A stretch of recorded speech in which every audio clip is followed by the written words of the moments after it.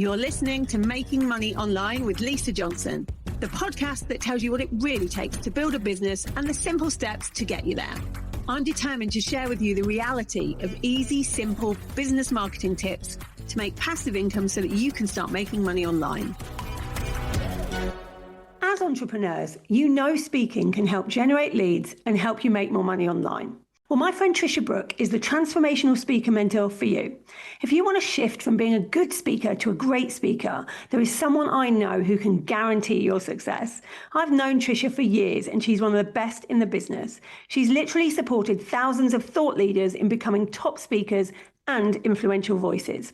Speaking is how you become the authority in your field. When you have the tools and techniques to speak effectively as a leader, your credibility skyrockets. Trisha is teaching a 2-day live virtual masterclass on February the 7th and 8th for just $47. This masterclass only happens twice a year, so you need to register now so you can add speaking to your business model for 2024. Speaking is a lucrative revenue stream for many entrepreneurs, and virtual speaking is a thing too. And that's why Trisha's 2-day live virtual masterclass is so important.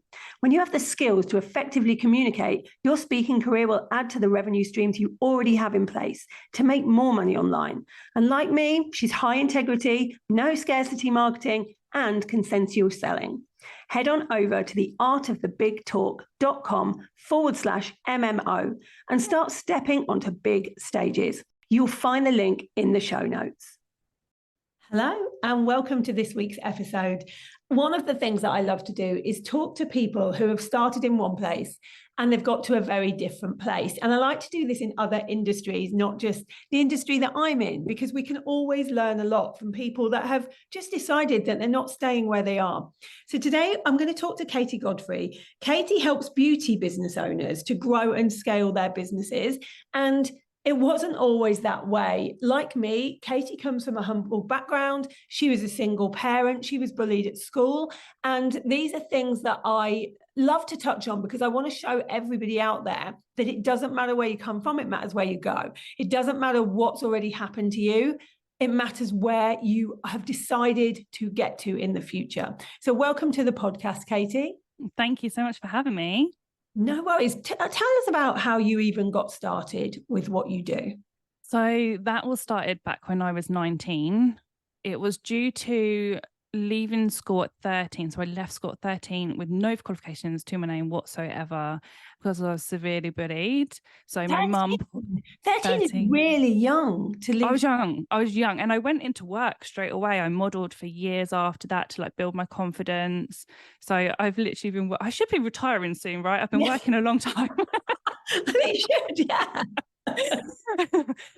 So modeling built my confidence, but yeah, I had no qualifications and I just thought, what am I going to do? Because in the nicest possible way, I wanted to do more than just stacking shelves. Like I always had this thing where I just wanted to be something, but I didn't know what that was. How are your parents about you leaving school at 13? My mum was fully supportive and backed me. She saw me try and end my life several times. So if I stayed in school, I wouldn't be here. And if it wasn't for my mum, I also wouldn't be here. So they were really, really supportive of me. Why do you think you were bullied at school? Now looking back, jealousy. It was always the older children. Yeah, back then it was so scary. I used to believe every single thing they'd say, and they were always 2-3 years older than me. They used to say that they were going to bomb my house. I was going to get stabbed after school, and they'd surround me in the corridors. Like it was all very scary as a 13-year-old. But who knows? A few of them have come forward since and just said, we just don't know. We were just kids. But on the light of it, I think it just would be jealousy. I think it usually comes down to jealousy or issues that they're having that they see in you, us, that triggers them, that makes them act a certain way. So getting out of school at 13 and then having to really start working straight away and modelling, what age did you kind of go, okay, I need to do more than this? I loved modeling. I thought I was going to be this model forever. But the turning point was I was with so many agencies. They would then start coming to me and be, do you know a girl for this job? Do you know a girl for that job? And I was like, I can do this myself. So I actually started my own model agency when I was 18 in my mum and dad's office, because I was basically a recluse. Unless I was working and being out in safe space, I would stay at home all the time. So working from home for me was like the best thing ever. So I started my own model agency, which was like my turning point. Then I was like, okay, I'm quite good at this business stuff. I wanted then a base because I wanted to meet my models. I wanted to measure them. I wanted to shoot them and get their portfolio started. So that's when my salon was then born, because I found this building that I loved. But I thought, okay, the agency can't really take all of the overheads that come with a brick and mortar business. Let me have a bit of a side hustle in here, which was nails and tanning. I started that with, again, no experience whatsoever. I took out huge loans to be able to do this. Which is scary as a 19-year-old. Oh, yeah, chuck me the risk. I'm all for it. I'll just get all this money out and do it. And how were banks with you, loaning you that kind of money at that age? I got 20,000 from the bank, which is just unheard of. Now that's just not going to be possible with like nothing to give them back. And then my parents lent me around 40,000 for the sunbeds. And then I got another loan after that for about 8,000-9,000 top of my head. And I give it my goal to repay every single bit, including my parents, may I add, because lots of people think that was gifted, within 5 years. And I done it. But I nearly went bankrupt a good few times. Yeah, because it's hard at any age to start and scale a business, let alone at 19 years old. So you had this tanning salon and nails, and you had the model agency going as well. What happened after that? Like, how's it grown? So the locals, there was a mix. Some locals were like, this isn't going to last. Like, we're a tiny village, etc. And then there was some that were like, oh, do you do this treatment? Do you do that treatment? And I just thought, I'm going to have to change something here, because we're turning business away, even though we was still quiet. So I decided to make the big decision to close the agency down, which I hated. I was so upset about it. I remember seeing it as a huge failure. But if I didn't, I would no way be where I am today. So we closed the agency down and decided to turn the whole building into a full-blown salon, took a risk to take a staff member on that done these services because I didn't, and it gradually grew from there. And when you say gradually grew, let's talk about where you are now, because it's like pretty big what you've done since then. So talk to me about where your business is now and how you help other people. So now I'm a business coach, mentor. I help other salon owners and beauty business owners. It doesn't matter if you're in a training academy, if you're a product owner, I help them either grow or start their businesses, or if they're already there, scaling their business. That comes from, obviously, the salon grew. We become a multi-award winning salon. From that, I started teaching my own lash and nail courses. From that come a product range, because everyone was asking for it. So naturally for me, it grew. It wasn't my direction that I thought I was going to go in whatsoever, but I went with what people were asking for. And then obviously everyone's like, okay, how are you doing this? Even more so after I had my little girl, everyone saw that I was with her, I was traveling. They're like, how's she doing this and still got these businesses? So then naturally people just wanted to know, and I've become a coach. Yeah. Do you still have the salon? Still have the salon, still have the training, still have the product range. Everything is still there. You just added this bit on as well, which is good because we want to diversify, right? Being a single parent, when you have a businesses at that point, how was that for you? When you first found out that you were pregnant, were you like terrified of how you were going to juggle everything? Terrified. I thought, how am I going to keep this business? Because at the time I had the training academy and 2 salons when I fell pregnant. One I was in all of the time, one was running on its own with teams. But I was like, how am I going to keep my main salon running and all these balls juggling when I'm pregnant? And then at 10 weeks pregnant, I was single. So I was then going to do it on my own. So I've done the whole pregnancy on my own, the whole having her on my own. But I had to then learn how to step out of the business, to work on the business, to get my teams being okay without me. So even though it was super scary and I thought, oh my God, everything's going to fall apart, I've managed to completely change that and put systems in place. So we were completely okay and actually a lot more better off doing that to be able to grow all the businesses. Because things happen for a reason. And, you know, sometimes when you're cornered is when you do your best work because you have no choice. And that was definitely the case for me and for so many other people. So you're now at this point where you're teaching other businesses. When you look back on your career history, and you're still really young, like when I say career history, you know, you're young. You've got these salons, you've got a product-based business, you're now a coach and you're teaching all of these other beauty businesses how they can make more money. What would you do differently? I would have grew a team quicker, first of all, and had more help when it comes to the background of the business. I did have a PA, but I think more just someone else to be able to bounce off when it comes to that. I definitely would have got a coach a lot quicker. I'd done around 7 years of business or solely on my own, and it was about the seventh year. No, as in no coach. Okay. You took your first team member on quite quickly. How 6 long months. then before you took more people on? So my first team member was the first 6 months. Once she was booked up, then I got my next one. So I'd say within 3 years, we had around 4 team members. When I fell pregnant 5 years, within the 5 years, we had around 5, 6. At the top level, we've had like 11 plus staff. Wow. And that's like suddenly you need to be a manager. Yeah, a leader, like you know, not their friend. Like it's a completely different ball game. It's a completely different ball game, and no one teaches you how to manage. No, like you think you've got there because you're like, hey, I've got this business, I know how to run this business, and it's suddenly now you have to also be a manager, and that is a lot harder. What have you loved about your journey?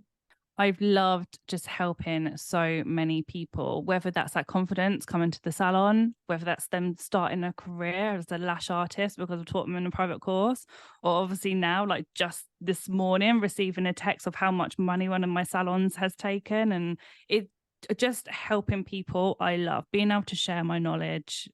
I can't think of anything better. Yeah, it's an amazing feeling. How many salon owners do you help now? I'm currently on 48. Wow. 48 salon owners that are different because you have worked with them. Yeah. So if there's somebody that is listening that has a business and they're like, oh my God, the juggle, like I've got a kid, I'm doing it on my own. I need to make this business work because quite frankly, I need money to put food on the table. What's your advice to them? Keep going. It all depends how driven you are. I'm really driven. People will go, oh, I don't know how you do this. You've now got 2 children, you've got a family, you've got all these businesses. Where's the time? Well, we all do have time. It just depends what we choose to put there. So instead of watching Netflix, I will learn something or I will work on my business. So it just depends what you decide to do with that time. I will have strict time with my children and then I'll have strict time within my businesses. But I love my business. So for me, it's not work. It's more of a hobby, even though it is still work, which makes it a lot easier. Yeah, it does make it easier. They always say you never work a day in your life if you love what you do. And I think there is something to that.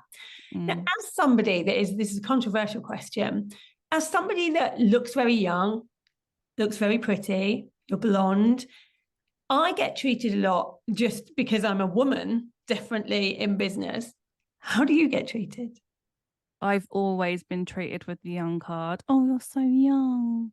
Oh, how do you do it? Did mum and dad do this? Or like just people just think that you just don't know stuff because you're a woman also. So obviously I'm in a women's space naturally. So there isn't lots of men that come through in that space. So I haven't had to worry too much about that, but I would feel very awkward in that situation. I've had quite a lot of trolls when it comes to men online, which you just quickly block.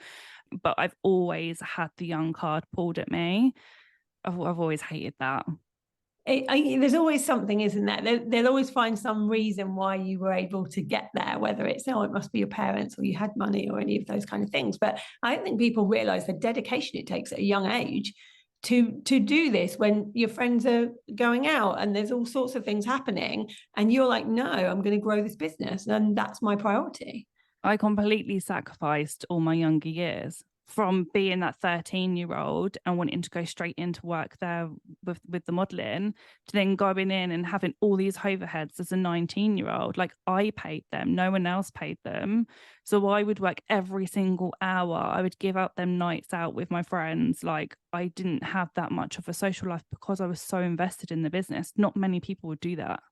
Yeah. Let's talk about the modeling industry. You were in that for some time. Like, we hear a lot of bad things about the modeling industry and what it does to you and your self-esteem and eating disorders and all the rest of it. How did you find it? Hard. So there's one aspect of it where it grew my confidence. Again, if you're in front of the camera, you have to have that confidence. The photographer all the time is saying, you're beautiful, do this, do that. But then when you've got the agents, which is where I wanted to be a completely different agent, some of them are vile. Like, I had one in London and my nickname was Hippie because I was always the one that had the hips. You would always be on shoots. I remember being flown to Cyprus and I was always comparing myself to the other girls because it was a swimwear shoot. I've always had a not so good relationship with food, which definitely stems from that. I will want to binge quite a lot. I'm not shy to say when I was modeling, like, I had slight bulimia. I've had friends that have died from being anorexic. So it's a completely different world. Yeah. Yeah, I've heard that it's a different world and they can affect everything. And so was that your purpose, to like become an agent so that you could change that? Yeah, I hated that. I want all body sides. I'm not naturally a skinny girl. I can make myself skinny, all of us can, but that's just not natural. So I love that side of things. And there's plus models and there's not plus models, but at least try and cater for everyone. Yeah, I completely agree. And I think that must tie into your purpose, because actually what you're doing on a day-to-day basis and what you've always done, if you think about it, is make people feel good. Whether it's people coming into a salon to feel good about who they are and themselves, or whether it's now helping other businesses. I think sometimes we find our purpose from the adversity that we have had. And from being bullied for being pretty, basically, to being not bullied exactly, but I suppose some might call it that in the modeling industry, because you were a certain weight or you looked a certain way. That's going to make you drive to have other people never feel that. And I feel like that's exactly what you did. And I think purpose is so important when you're doing something in business, because it's going to get hard, right? Like, you can't say that this has been easy over the past few years. I'm fully grey. This has not been, but at 34 years old, I'm grey. This has not been easy. You're 34 years old and you've been through all of this stuff and you've made the businesses work. And it's been difficult, but you've got there. And I think that you have to overcome so many obstacles to have a thriving business. I always say you have to be obsessed with your business. And I see that in you. Like, you're always obsessed with your business, like the questions you're asking all the time. Katie's in a mastermind with me, and she's constantly asking questions, wanting to see how she can get to that next level. If you've done this much by 35, where's the drive now? Where do you want to get to? Oh, I've nowhere near stopped. To me, like, when I talk about it, I think, God, I have achieved a lot. It's not until I talk about it that I feel that. Otherwise, I'm like, I'm nowhere near where I want to be. I want to travel even more than I do. I want the forever home. I want to retire my mum completely. I say she's halfway there. She works for me, so she's not, but she can do what she wants. I would love, I think, even for my husband to not work so he can look after my children, because I'm not that way inclined at all. Don't tell anyone. You just told everyone. There's just so much I want to do. Yeah, and you can. That's the great thing. You're so young that you've got so much time to do it as well. How is it working with family? It's a juggle. I've just had my little boy. He's now 1. Obviously, I've got my little girl and I've got a stepdaughter. It's a juggle, but I think it's more of a juggle as well because I do love business. So I love going out and doing stuff with my family. if I'm I'm pulling my hair out, I just want to get my laptop out. Yeah. So it's, you've got, but I've become to learn it's okay not to be a mummy. I don't want to do the play groups and all of that stuff, and that's okay. But I did battle with myself with that. I'm much better at letting them see experiences, showing them the world, going out and doing fun things, and that's my role for them. Yeah. And what about working with your mother? How is that? I love it. Yeah. Everyone always asks me how mine is with Sam, and they go like, must be really hard. And I'm like, no, we love it. She has always been like my biggest supporter, and she'll always tell me how it is, but she's always done her own thing. She, in one of my salons that I had, she managed that, and that was great. Then she's gone on to do her own things. But then after COVID, she come back and she ran the distribution of my product range. And now she's recently gone in and started managing my salon. She's the ultimate person I trust. So why not? Yeah, it makes complete sense. So you've got this product range. Tell us what's in that. So it started off with lash and brow products for professionals. So if you was a lash tech or a brow tech, you would buy your stock from us to do on your clients. And we have naturally started bringing in a product range alongside that, which is retail products. So we've got a lash and brow serum, we have a brow glue, we have lash shampoo. So we sell that to the public too. But we're trying to get that in as many places as possible. So one, more business owners can make extra money from retailing it, but also to spread the KG word out there. That must be exciting when you go somewhere and see your own product like on a shelf. I know, when the salons like send me pictures of their retail area and there's my product, I'm like, oh, I went to go and get my hair done the other day and I didn't know it was in there, and I was like, oh, that's mine. That's so cool. I love everything you've achieved. You're a real testament to, you can do what you want to do, and you can have excuses. You're a bit like me with tough love. You can have excuses. You can say, well, I can't do this because I've got kids, or I can't do this because I've got no money. I can't do this because of whatever. There's always going to be a reason why you can't do something, or you can push through it, which is exactly what you've done to get where you are. I've heard you with tough love. Do you think like it's not easy for people to start businesses, but do you think sometimes people do need that tough love for accountability? Oh, definitely. I'm very, very patient with my clients, but I also will tell them how it is. Like, I'm okay with people having a bad day, and I'll be like, okay, let's start again tomorrow. But I'm also like, come on, you got to pull yourself together, because otherwise it's all going to fall apart. I'm okay when it's like there's negativity. There's always going to be some negativity that happens in life, and bad days and all of that stuff. But if you stay in that negative place, like, nothing good is going to come from that. So I do tell my clients how it is quite a lot. But they like that. Yeah, they like. I think that people do like that. I think they need it sometimes. We've talked before, you and I, about trolling in this industry, people bullying us online, that kind of thing. And I know you've experienced some of that where you are in the industry. How have you managed to get over that or move on from it?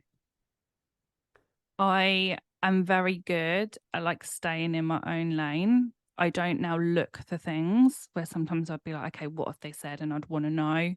If anything does pop up, I block straight away. I have the people that I can sound off, the safe people to me, which can just let me just have a chat about it and then move on. So there's things that I've definitely put in place to prevent that. And I think you can do that. I think often when we're not thinking like a CEO, it's really easy to get dragged into those things and to go, oh, this person's saying this, and there's all this stuff online about me. And actually, it doesn't matter. No. It doesn't stop you doing what you want to do, unless it goes legal and it's all, defamatory. But up to a point, you just let people get on with it, don't you? And you just do your thing and stay in your lane. Yeah. And I've always said as well, whoever's talking about you, whether that's bad or good, that's good press for you. It's getting your name out there. It's getting more people looking at your profile or whatever that is, for them then to make their own decisions on you. So there's definitely ways to try and overcome it, but it's not easy.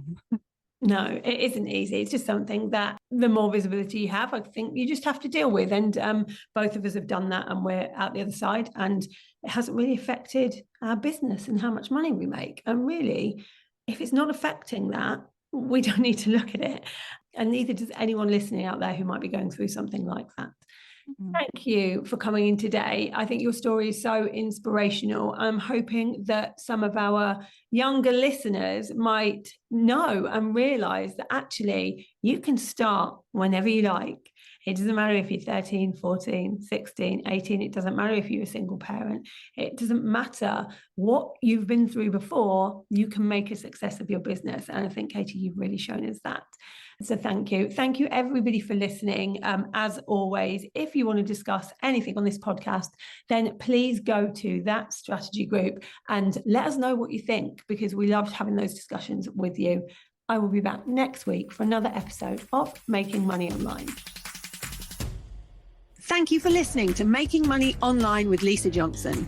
If you'd like to get hold of my guide to launching, go to lisajohnson.com/launch and let's get you making money online.